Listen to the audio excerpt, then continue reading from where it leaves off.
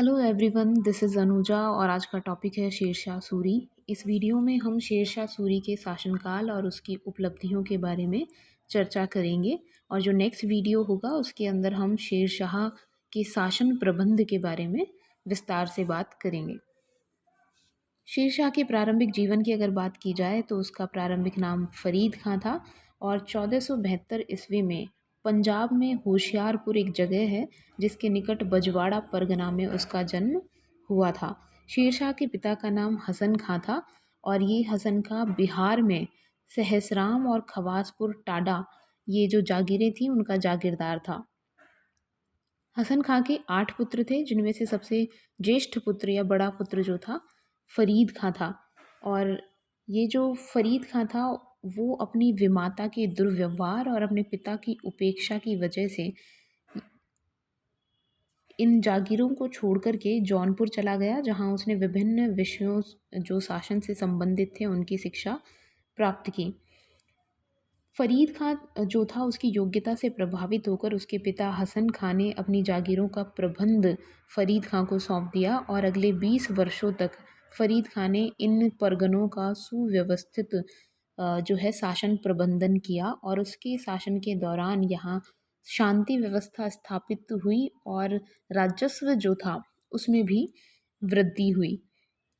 शेरशाह को प्रारंभिक जो अनुभव था प्रशासन का वो इन जागीरों के प्रशासन के दौरान ही प्राप्त हुआ, जो आगे चलकर उसके शासन के दौरान बहुत ही सहायक सिद्ध हुआ शासन प्रबंधन करने में। फरीद खां ने 1497 से लेकर के 1518 20 वर्षों तक इन दोनों परगनों का प्रबंधन किया, सहसराम और खवासपुर टाडा का। शेरशाह फरीद खां जो था उस समय, शेरशाह जो फरीद खां के नाम से जाना जाता था, उसने बिहार के सूबेदार बहार खां लोहानी के यहाँ भी नौकरी की। और जब बहार खां लोहानी के यहाँ वह नौकरी कर रहा था, लगभग इसी समय भारत पर बाबर का आक्रमण हुआ और बाबर ने पानीपत के प्रथम युद्ध में 1526 ईस्वी में इब्राहिम लोदी को पराजित किया और भारत में मुगल सत्ता की स्थापना की। इसी दौरान ये जो बिहार का सूबेदार था बहार खां लोहानी, उसने अपने आप को स्वतंत्र घोषित कर दिया और सुल्तान मोहम्मद की उपाधि धारण की। ऐसा कहा जाता है कि एक दिन शिकार के समय फरीद जो था उसने तलवार के वार से शेर को मार गिराया और उसकी वीरता से प्रभावित होकर इस बहार खां लोहानी या फिर सुल्तान मोहम्मद जो बिहार का शासक था, उसने फरीद को शेर खां की उपाधि प्रदान की और अब वह शेर खां के नाम से जाना जाने लगा। कुछ समय के लिए शेर खां जो था उसने मुग़लों के यहाँ भी सैनिक के रूप में अपनी सेवा प्रदान की, क्योंकि जो लोहानी सरदार थे, बहार खां लोहानी के तहत जो सरदार थे, वो फरीद खां की उपलब्धियों से और उसकी जो प्रोग्रेस हो रही थी उससे प्रसन्न नहीं थे और षड्यंत्र करके उन्होंने प्रयास किया कि इसे बिहार से निकाल दिया जाए। तो इस अवधि में लगभग 15 महीनों की अवधि के करीब इसने मुग़ल सैनिक के रूप में बाबर के यहाँ नौकरी भी की और ये भी इसके लिए लाभदायक हुआ अनुभव, क्योंकि वहाँ सेना में रहते हुए फरीद खां जो था उसने मुग़लों के सैनिक संगठन, सैनिक चाल या कूटनीति और तोप खाने के प्रयोग का अध्ययन किया, जो उसके लिए आगे चल कर के हुमायूं के विरुद्ध संघर्ष के दौरान बहुत ही लाभप्रद सिद्ध हुआ। इसके पश्चात शेर खां वापस बिहार लौट गया और इसका एकमात्र उद्देश्य इस समय अफ़गानों को संगठित करना था। ये वापस से बिहार का जो शासक था सुल्तान मोहम्मद या बहार खां लोहानी, उसके यहाँ गया और बहार खां लोहानी ने इसे अपने अल्पवयस्क पुत्र का शिक्षक नियुक्त कर दिया। जब बहार खां लोहानी की मृत्यु हो गई तो उसके पश्चात जो अल्पवयस्क पुत्र था उसका संरक्षक और बिहार के डिप्टी गवर्नर या उप सूबेदार के रूप में इसने बिहार में शासन प्रबंधन को संभाला और सेना को संगठित किया। इसकी बढ़ती हुई लोकप्रियता की वजह से जो लोहानी सरदार थे वो इससे बहुत अप्रसन्न हो गए और उन्होंने बंगाल का शासक था नुसरत शाह, उसकी सहायता मांगी शेर खां को बिहार से हटाने में। नुसरत शाह जो था वो स्वयं भी बंगाल में अपना प्रभाव स्थापित बिहार में अपना प्रभाव स्थापित करना चाहता था और इसीलिए उसने बिहार पर आक्रमण करने के लिए एक सेना भेजी। लेकिन इस सेना को शेर खां ने पराजित कर दिया। इससे उसकी प्रतिष्ठा में और अधिक वृद्धि हुई। आगे चल कर के 1529 में नुसरत शाह ने पुनः शेर खां पर आक्रमण किया, लेकिन इसमें भी वह पराजित हो गया। इस युद्ध के पश्चात जो लोहानी सरदार थे उनका जो असंतोष था वो एकदम समाप्त हो गया, उनको दबा दिया गया और बिहार की संपूर्ण सत्ता पर शेर खां का अधिकार हो गया। इस समय उसने हजरत आला की उपाधि धारण की और बिहार पर वो शासन करने लगा।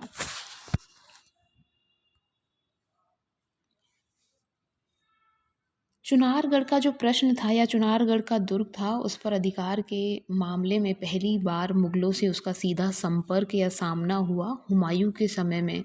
हुमायूं इस समय मुगल सम्राट था और चुनारगढ़ का जो सूबेदार था ताज खां सारंगवानी, वो मुगल अधीनता को स्वीकार करता था।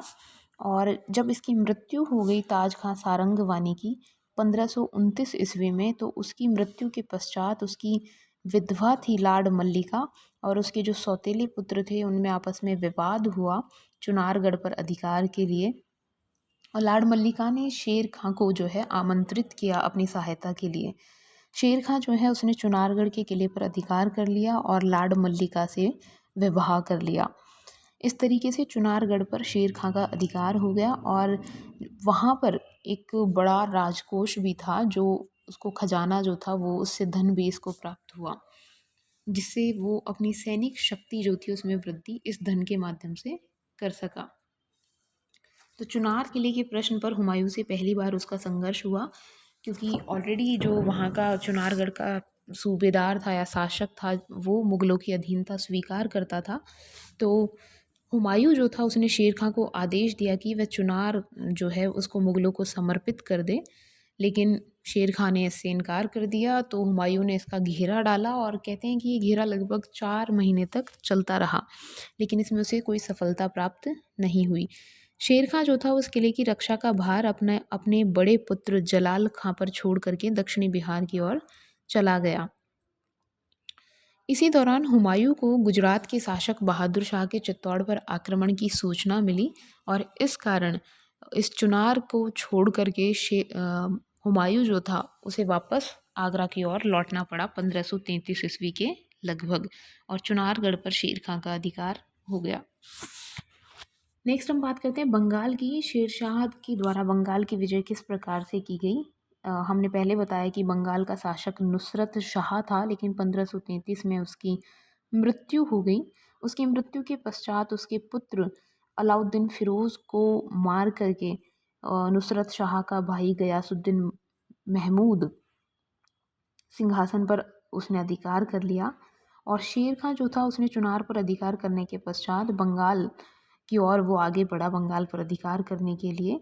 और 1534 ईस्वी में सुरीजगढ़ की भयंकर लड़ाई हुई शेर खां और गयासुद्दीन महमूद के बीच में, और गयासुद्दीन शेर खां ने बंगाल की सेना को इसमें पराजित किया और गौड़ जो बंगाल की राजधानी था उसका घेरा डाल लिया। ऐसी स्थिति में आगे चल कर के गयासुद्दीन महमूद जो था उसने संधि कर ली शेर खां के साथ में 1536 में, और इस संधि को शेर खां ने उसकी अधीनता स्वीकार करना माना और 1537 में पुनः राजस्व की प्राप्ति के लिए उसने बंगाल पर आक्रमण कर दिया। बंगाल पर इस आक्रमण के दौरान गयासुद्दीन महमूद जो था उसने हुमायूं से शेर खां के विरुद्ध सहायता मांगी, और इसी सहायता करने के लिए जब हुमायूं वापस बंगाल की ओर आया तो उसे चौसा और कन्नौज का युद्ध जो है वो लड़ना पड़ा शेर खां के अगेंस्ट। 1538 तक हुमायूं जो है वो चुनार में रहा और उसने अपना बहुमूल्य समय जो है शेर खां के विरुद्ध गवा दिया। और इस दौरान शेर खां जो था उसने पूरे बंगाल की विजय कर ली और अपना जो राजकोष था और अपना परिवार था उसको रोहतासगढ़ में भेज दिया। रोहतासगढ़ जो है एक बहुत ही सुदृढ़ दुर्ग था उस समय का, और रोहतासगढ़ का जो हिंदू शासक था वो शेर शाह का मित्र था और वहाँ उसने शरण प्राप्ति की। लेकिन अपने मित्र से विश्वासघात करके उसने रोहतासगढ़ जो था उस पर अपना अधिकार कर लिया शेर खां ने।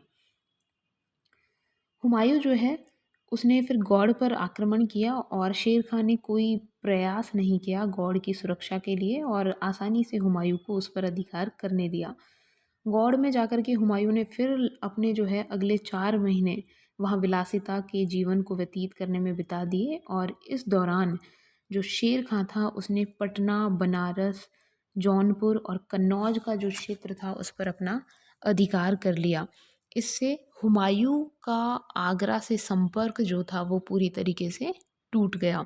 जब हुमायूं ने यहाँ से वापस लौटने का सोचा, आगरा जाने का निर्णय किया, तो गंगा नदी के किनारे बिहार से कुछ दूरी पर चौसा नामक जो स्थान है वहाँ पर दोनों सेनाओं का आमना सामना हुआ और शेर खां की जो सेना थी उसने हुमायूं की सेना को पराजित कर दिया। हुमायूं को वहाँ से भागना पड़ा अपनी सेना समेत।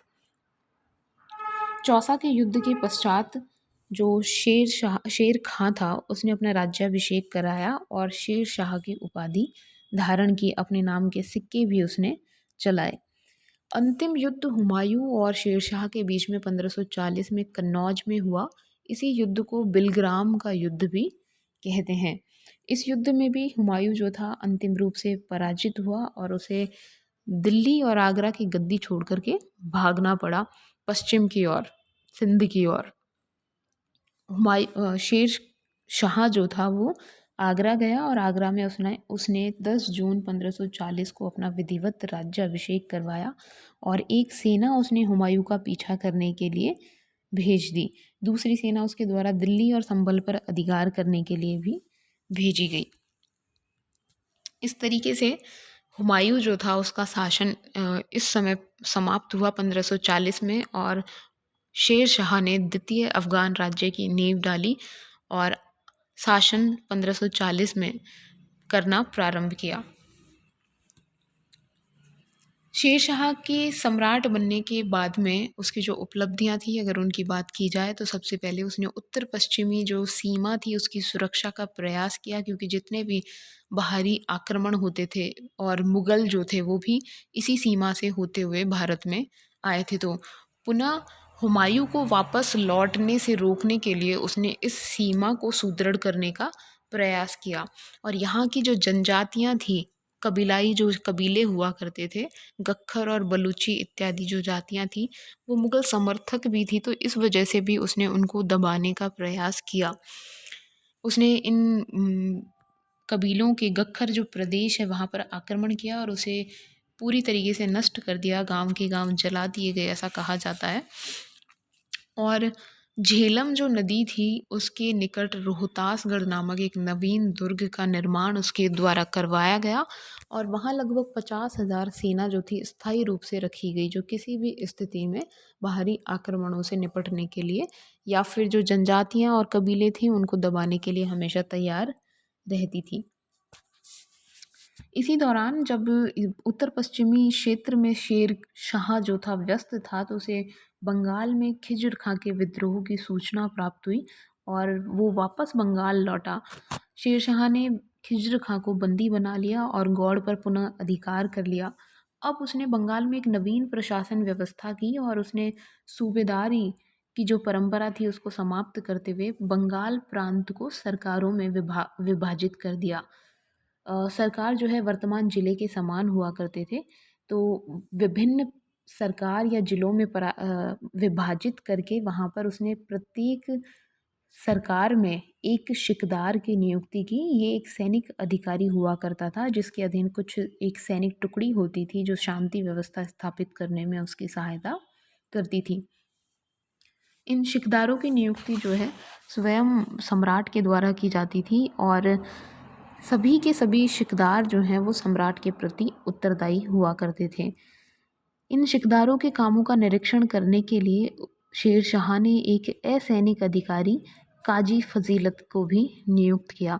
उसकी इस व्यवस्था से बंगाल में शांति स्थापित हुई और जो बराबर विद्रोह होते रहते थे बंगाल में, क्योंकि दिल्ली से दूरी की वजह से उन पर अंकुश लगाने में उसे सफलता प्राप्त हुई।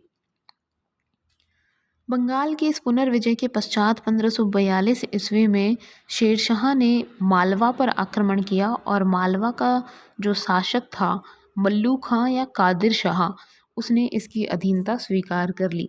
रास्ते में जाते हुए रायसीन के जो शासक था, हिंदू शासक पूरनमल, राजपूत शासक था, उसने भी इसकी अधीनता स्वीकार कर ली थी। अब ऐसा कहा जाता है कि रायसीन का जो शासक था पूरनमल, उसके द्वारा वहाँ जो मुस्लिम परिवार थे उन पर बहुत अधिक अत्याचार किए गए थे। उनकी जो स्त्रियां थीं उनके साथ भी बहुत बुरा व्यवहार किया गया था। और इन मुस्लिम परिवारों के द्वारा शेर शाह से जो है शिकायत की गई और इन मुसलमानों पर अ, अत्याचार के लिए शेर शाह ने जो है पूरनमल को दंड देने के लिए वो तैयार हो गया। और जब पूरनमल से उसने बात की इस बारे में, तो पूरनमल जो था ऑलरेडी इसकी अधीनता स्वीकार कर चुका था और पूरनमल ने कहा कि वो इस मामले की जांच करवा सकता है।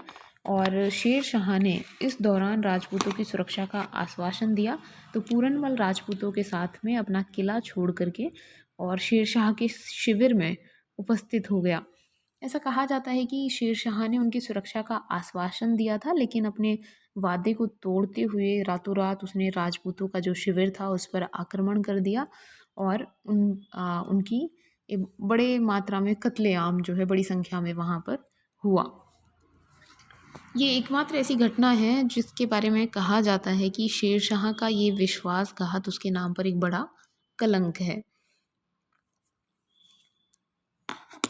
रायसीन पर अधिकार करने के पश्चात अब नेक्स्ट जो टारगेट था शेरशाह का, वो राजस्थान की विजय थी। राजस्थान में मेवाड़ और मारवाड़ दो शक्तिशाली राज्य थे। इनमें से मारवाड़ उस समय सबसे अधिक शक्तिशाली राज्य था। मेवाड़ इस समय थोड़ा सा पतन की स्थिति में था राणा सांगा की मृत्यु के पश्चात से ही। तो मारवाड़ का जो शासक था उसका नाम था मालदेव इस समय। और मालदेव जो है उसने अपने आसपास के जो विभिन्न राजपूत राज्य थे उन पर अपना अधिकार कर लिया था। मालदेव के राज्य में बीकानेर, जोधपुर, आमेर, अजमेर, अरावली पहाड़ी का उत्तरी प्रदेश जो था वो शामिल था। बीकानेर पर भी उसने अपना अधिकार कर लिया था। तो बीकानेर का जो शासक था राव कल्याणमल और इसी प्रकार से मेड़ता के वीरमदेव, दोनों जो है मालदेव के हाथों पराजित हुए थे। तो इन्होंने शेर शाह से मालदेव के विरुद्ध सहायता की मांग की और शेर शाह को एक अवसर प्राप्त हो गया, बहाना भी प्राप्त हो गया मारवाड़ पर आक्रमण करने का। 1544 ईस्वी में गिरी सुमेल का युद्ध हुआ मालदेव और शेर शाह के मध्य में। एक और रीज़न दिया जाता है शेर शाह के द्वारा इस आक्रमण का, और वो ये कि जब हुमायूं शेरशाह से पराजित होकर के कन्नौज के युद्ध में पश्चिम की ओर जा रहा था, तो मालदेव जो था उसने शेरशाह के विरुद्ध हुमायूं को सहायता का आश्वासन देते हुए जो है उसे आमंत्रित किया मारवाड़ में। लेकिन हुमायूं ने उस समय जो है इस प्रस्ताव पर विचार नहीं किया। हालांकि बाद में उसने अपना दूत जो है मारवाड़ भेजा, लेकिन इस समय तक काफ़ी देर हो चुकी थी और हुमायूं और मालदेव के बीच किसी प्रकार का अलायंस या गठबंधन जो है वो नहीं बन पाया। तो ये भी एक रीज़न है जो शेरशाह ने मालदेव पर आक्रमण किया। साथ ही मालदेव का जो राज्य था बहुत ही शक्तिशाली था और जिस गति से उसके राज्य में विस्तार हो रहा था, तो शेरशाह जो था राजपूताना में या राजस्थान में इतने शक्तिशाली राज्य की स्थापना नहीं होने देना चाहता था, क्योंकि आने वाले समय में ये उसकी सत्ता के लिए खतरा बन सकता था। तो 1544 ईस्वी में शेरशाह जो था उसने आक्रमण किया 80,000 सैनिकों के साथ में, और इसने कूटनीति का या षड्यंत्र का भी प्रयोग किया शेरशाह ने। ऐसा कहा जाता है कि शेरशाह ने एक जाली पत्र लिखवाया मालदेव के जो राजपूत सरदार थे उनकी ओर से अपने नाम, शेरशाह के नाम, और मालदेव का जो शिविर था उसके पास में उस पत्र को डलवा दिया। जब ये पत्र मालदेव के हाथों में पहुंचा तो उसे लगा कि जो राजपूत सरदार हैं उसके वो शेरशाह से मिल चुके हैं और उसके साथ विश्वासघात करेंगे। तो ऐसी परिस्थिति में मालदेव बिना लड़े ही युद्ध क्षेत्र छोड़ करके निकल गया। लेकिन उसके जो राजपूत सरदार थे उन्होंने अपनी वफादारी जो है वो दिखाने के लिए अपनी वफ़ादारी सिद्ध करने के लिए शेर शाह के विरुद्ध आक्रमण कर दिया और दोनों पक्षों में घमासान युद्ध हुआ। इस युद्ध में हालांकि शेर शाह को अंतिम रूप से विजय प्राप्त हुई, क्योंकि जो राजपूत सरदार थे वो उनकी सैनिक संख्या अपेक्षाकृत बहुत कम थी शेर शाह की सेना की तुलना में, लेकिन उन्होंने वीरतापूर्वक शेर शाह की सेना को बहुत अधिक नुकसान पहुंचाया। और इसी युद्ध के बारे में, गिरी सुमेल का जो युद्ध था उसके बारे में शेर शाह ने कहा है कि एक मुट्ठी भर बाजरे के लिए मैंने दिल्ली का राज्य लगभग खो दिया था। तो इस प्रकार से मारवाड़ पर शेर शाह का अधिकार हो गया।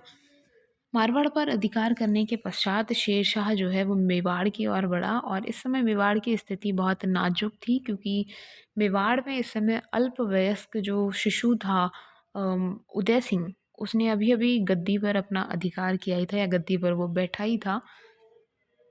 तो जैसे ही शेर शाह चित्तौड़ दुर्ग के करीब पहुंचा, तो जो राजपूत सरदार थे उनके हाथों दुर्ग की जो चाबियां थी वो शेर शाह के यहाँ भिजवा दी गई। इस प्रकार से एक तरीके से अधीनता शेर शाह की स्वीकार कर ली उदय सिंह के द्वारा, और चित्तौड़ जो है वो इसकी अधीनता में आ गया।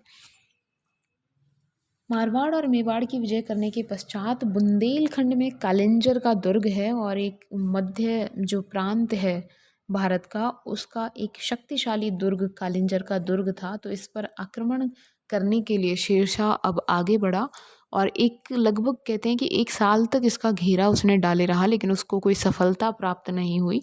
तो ऐसी स्थिति में शेरशाह ने निश्चय किया कि जो कालिंजर का दुर्ग है उसकी दीवारों को बारूद से उड़ा दिया जाए। तो वहाँ बारूद की सुरंगें बिछा दी गई और एक बुर्ज का निर्माण किया गया, जिस पर शेरशाह स्वयं चढ़ा, और वहाँ से उसने एक बारूद का पतीला जो था उसने फेंका दीवार की ओर, लेकिन वो बारूद का पतीला दीवार से लग कर के वापस जो है जहाँ शेरशाह खड़ा था वहाँ आकर के बारूद के ढेर में फट पड़ा, और इसकी वजह से शेरशाह जो था बुरी तरीके से उसमें जल गया। और जैसे ही उसे सूचना प्राप्त हुई कुछ समय पश्चात कि कालिंजर का दुर्ग जो है उसका पतन हो गया, उस पर शेरशाह की सेना का अधिकार हो गया, तो कहते हैं कि यह सूचना प्राप्त होते ही उसकी मृत्यु हो गई 1545 ईस्वी में। इस प्रकार से शेरशाह जो था उसके शासन में लगभग संपूर्ण उत्तरी भारत, कश्मीर और गुजरात, असम, इन प्रदेशों को छोड़ करके लगभग संपूर्ण उत्तरी भारत जो था उसके अधिकार में आ गया। तो इस प्रकार से शेरशाह जो था उसने एक विस्तृत विशाल जो राज्य था उस पर अपना शासन किया। अब शेरशाह का जो शासन प्रबंध है उसके बारे में हम नेक्स्ट वीडियो में अध्ययन करेंगे।